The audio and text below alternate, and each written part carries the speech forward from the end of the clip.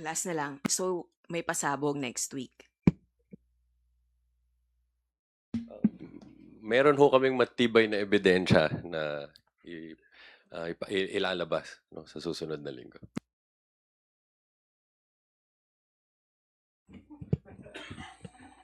Kindly elaborate, sir. Meron. Ay, clean naman. Pwede po bang mas mahaba? Hindi, yun yung tanong mo eh. May pasabog ba next week? Anong Meron. klaseng pasabog po? 5-star. One more. Isa na lang. Yung isang witness nyo next week, yung Belinda Bello, something? Sama? Siya yung, ano yung ilalatag niya sa impeachment court next week? Yung naging dahilan kung bakit ilipat si Zulaika sa Women's Correctional dahil nandito si Sarah with a lot of bodyguards at nagugulo, kaya ililipat. Yun ang sasabihin niya doon?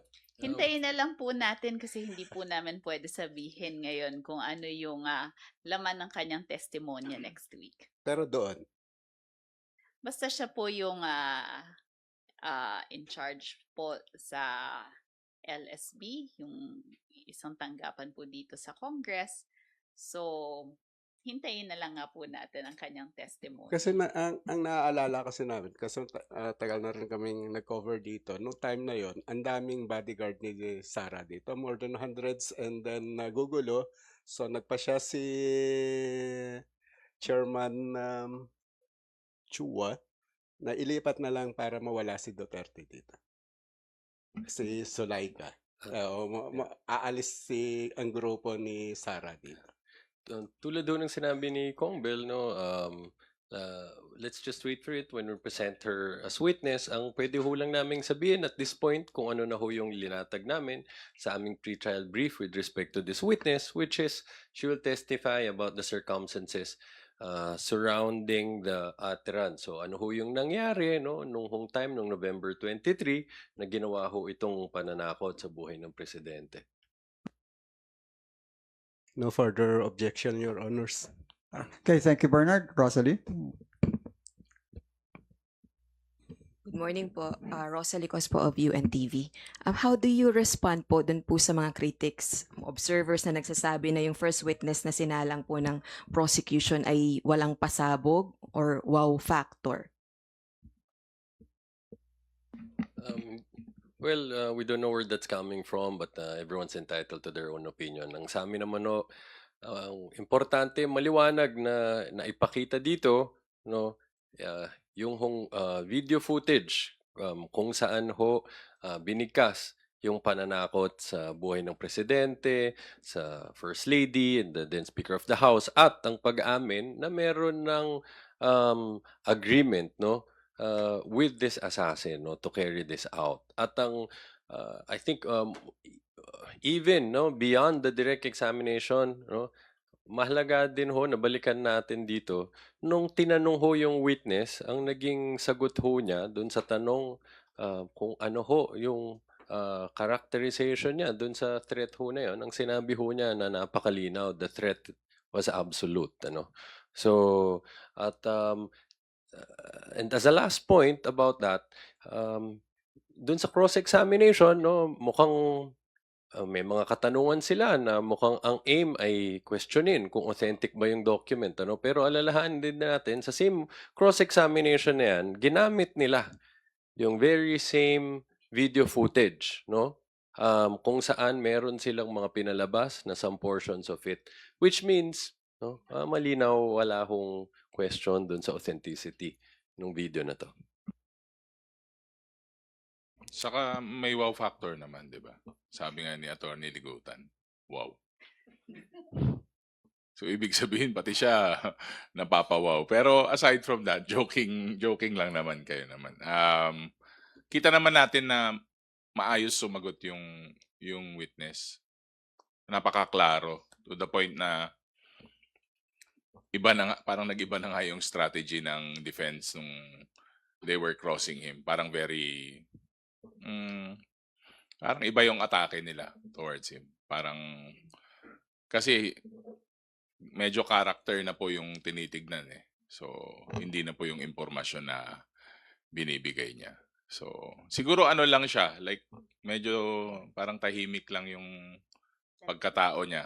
Parang ako, shy, di ba?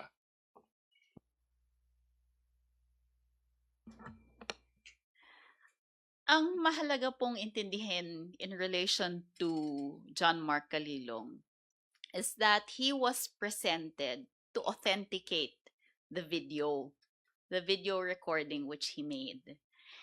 Bakit po? Dahil ipepresenta po natin itong video na ito at bago magpresenta ng video ang isang abogado, ang isang partido, kailangan po natin mai-authenticate yan o maipalabas na tama ang pag-record ng video, na ito ay yung chain of custody nito ay tama at sumunod sa tamang proseso, malinis ang pagkagawa ng lahat ng steps. And naipakita naman po ni Calilong iyon. Ang masasabi ko po about Calilong is that he was consistent in his statements, he was credible, and he was competent. Pinakitaan po siya ng some documents which weren't presented before,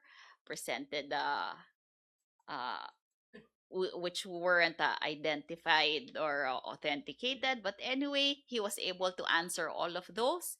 And they were testing his credibility. At naipakita naman po hanggang sa dulo nung tinatanong din po si Calilong ng ating senator judges na competent nga siya, alam niya ang kanyang sinasabi at meron siyang qualifications para sagutin ang mga tanong na binabato sa kanya at meron siyang qualifications para gawin yung pag-authenticate ng video, paggawa ng affidavit of authentication na ginawa po niya. So, we are very happy with the testimony of John Mark Calilong. Alright po. Yesterday po sa day 3 ng impeachment trial, si Senator Judge Bam Aquino po questioned or asked the prosecution kung meron po silang ipepresent na other witnesses that will pertain to the alleged hitman. And then Attorney Ligutan said yes. Are we expecting that to be present? Are we expecting that witnesses to be presented next week? Sorry, can you repeat that again? I didn't Okay po. quite got Si it. Senator Judge Bam Aquino po, tinanong niya po si Attorney Ligutan kung may ipepresent po ba ang prosecution na other witnesses that will pertain to the alleged hitman. And Attorney Ligutan said yes. Are we expecting po na maipresent yung witnesses na yon next week?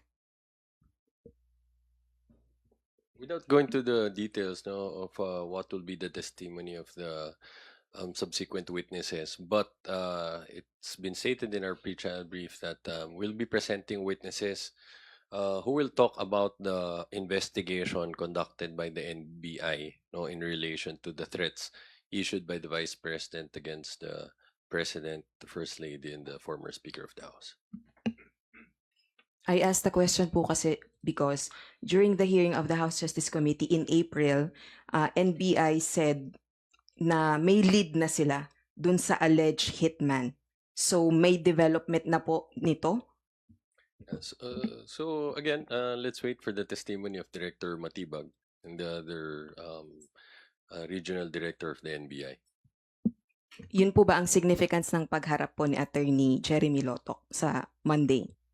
Again, they will be testifying about the investigation conducted by the NBI in relation to this. But I hope you understand. I understand the frustration, but because of the sub judice rule, we cannot talk about matters which were not yet discussed in the impeachment proceedings. That's why, we're begging for your patience at this time. So pag nailatag na ho yan, naupo na yung mga witnesses namin, pwede ho natin pag-usapan ulit. Last na lang. So may pasabog next week. Meron ho kaming matibay na ebidensya na ilalabas sa susunod na linggo.